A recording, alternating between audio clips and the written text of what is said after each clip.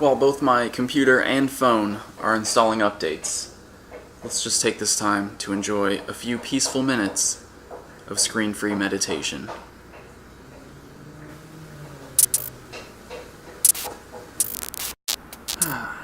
Welcome back to the modern world. It's beautiful, isn't it?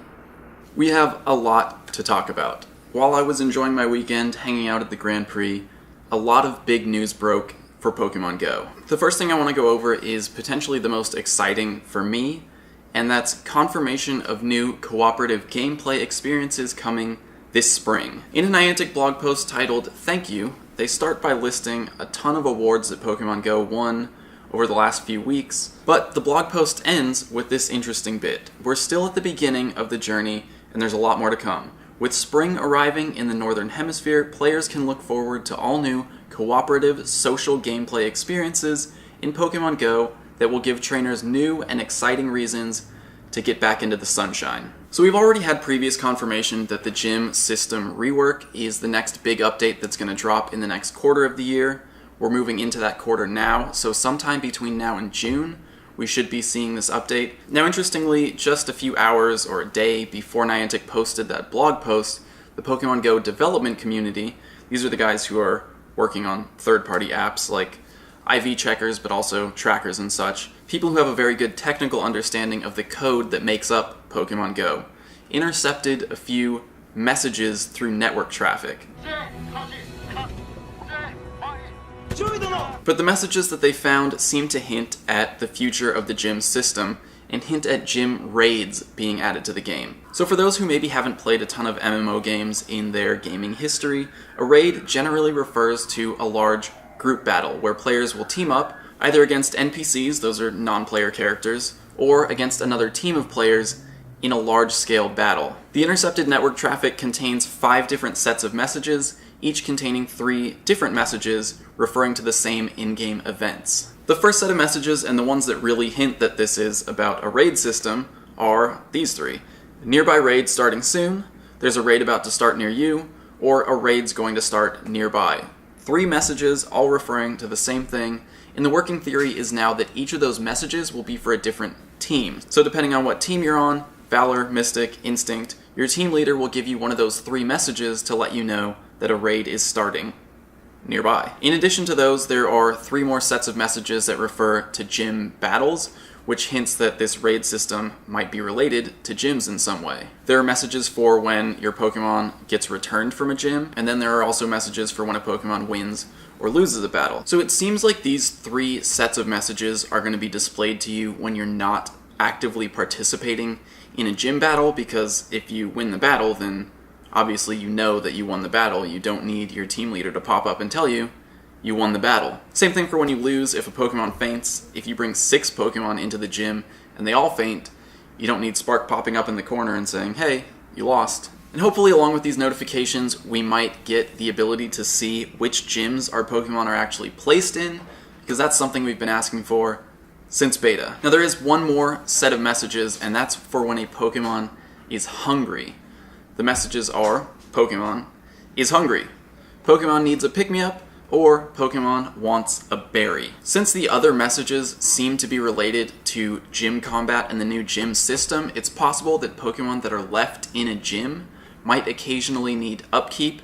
They might need you to feed them a berry every once in a while, otherwise they might get tired and have some sort of stat debuff or lower stats in the battle. So what we would see in that case is a sort of decaying over time of a Pokemon's power as it's left in a gym. So that way when you have a really remote gym, if you're not able to go there and continuously keep it up, feed that Pokemon, your Pokemon is going to get weaker so that when someone else does come along, it's going to be easier to take that gym down. No word on exactly what type of berry you'll need to feed the Pokemon. It could be any berry that exists currently. It could be a new berry that they add specifically for this purpose. But I like the idea of gym decay as long as a teammate can help with the upkeep. If you personally have to go back to every gym that you have a Pokemon in and feed them berries, that just gives spoofers another advantage, because it's going to be so much easier for them to do gym upkeep, whereas people like us who play the game legitimately are going to have to walk to every gym, drive, bike, and it's going to take us a lot more time and effort to actually keep our gyms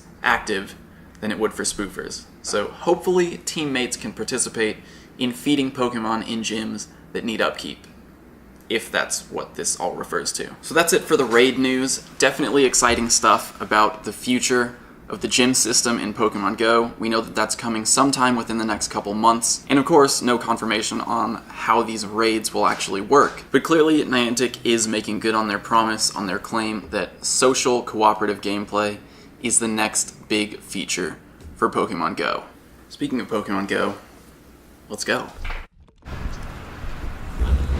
Here's the deal.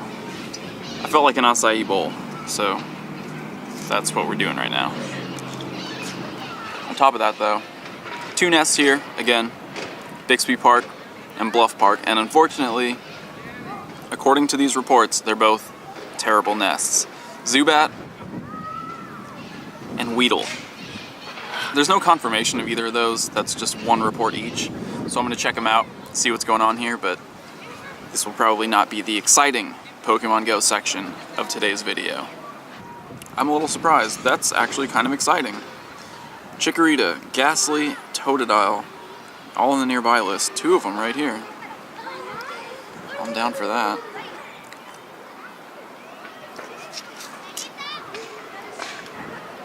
And a Chikorita. I think I have enough candies now for the full Chikorita evolution. So I have a lot of new Gen 2 evolutions coming up. I am gonna save those just a little bit longer until we find out what's going on with the Easter event. My theory is it's going to have something to do with eggs. That much is pretty obvious. Now whether that's Pokemon eggs or lucky eggs, I'm not sure yet. Oh my god, I don't have nearly enough for Meganium. 65? I'm going to find a Chikorita nest. Alright, I'm going to finish this bowl. And then we'll go find some more Pokemon. What? That's probably one of the best acai blends I've ever had. Spinach, kale, apple, ginger, acai, obviously. But you don't care about that. This is a Pokemon Go channel. So check this out. While I was eating, another Ghastly spawned. That's 2 Ghastlies, 0 Zubats. I have a feeling this is probably, you know what? I'm giving it the Pineapple Berry. I need more Ghastly candies to power up my Gengar. I have a feeling this is probably, well, I'm not gonna draw any conclusions yet, but it's looking like a Ghastly nest, so I'm gonna scour the park, see if I can find more evidence. No more on the list, but there's plenty of non-Pokestop space here. Let's see. Check it out. Here's another one. It's looking pretty good. Ghastly nest. I can't click on it. There we go. Remember when Johnny Layton tray flipped this gap? I do. Got it. 3 Ghastlies, 0 Zubats.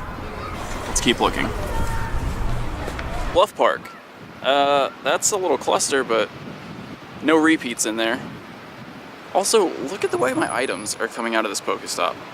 They're coming from underneath. Is that happening to anyone else? Alright, let's get through this cluster real quick.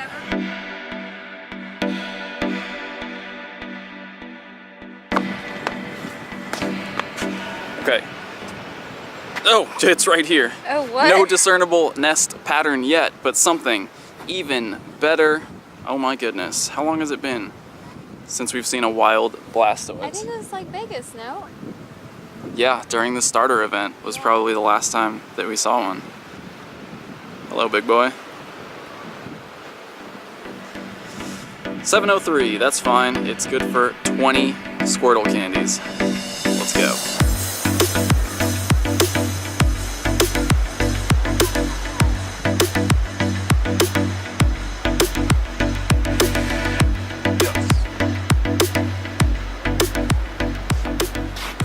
That took so many Ultra Balls. So many. But 20. 20 Squirtle candies. Bite Ice Beam. Terrible moveset. But 20. 20 Squirtle candies. 1 second. I just noticed something. The Pokestop that we caught that Blastoise at is called Cannon at Valparaiso Plaza. Cannon. Blastoise? Cannons? Cannon. Cannon, cannon, cannon, cannon. Coincidence? Keywords. I'm not sure.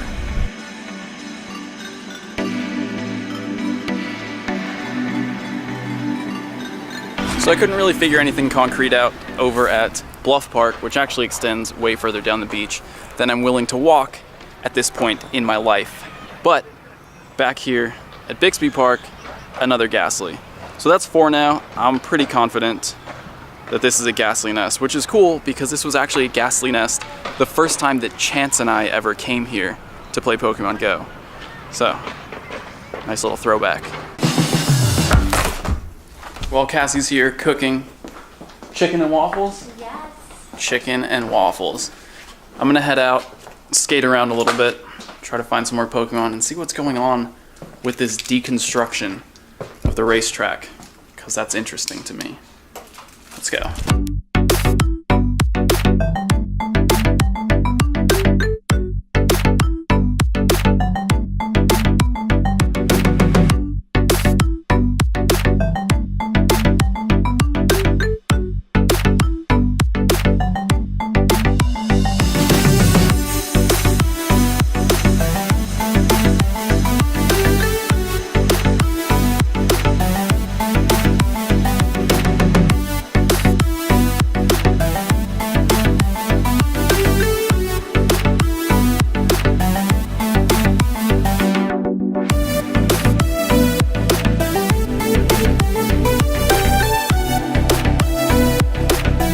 So close. So here's the thing.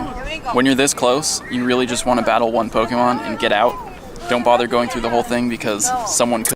And just then, my card filled up because I forgot to transfer off all the stuff that I shot over the weekend at the Grand Prix. So what I was saying is that when you're that close to leveling up a gym, you want to just beat one Pokemon, get your 1,000 or slightly less than 1,000 prestige, and then leave the battle so you can put your Pokemon in, because that prestige goes up as soon as you beat the Pokemon.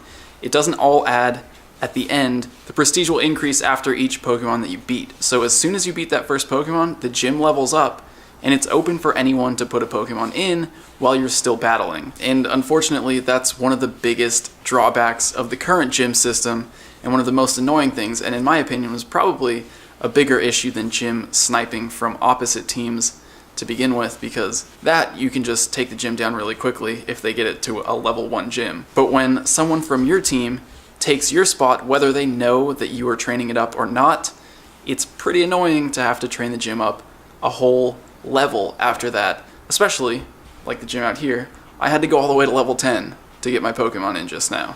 It started at level 7, and I went all the way to 10 to get a spot. I doubt that's really going to get fixed, but with the gym rework coming soon, hopefully we will have a less frustrating system than what we have now. I hope you guys enjoyed this one. I'll see you tomorrow for more Pokemon Go.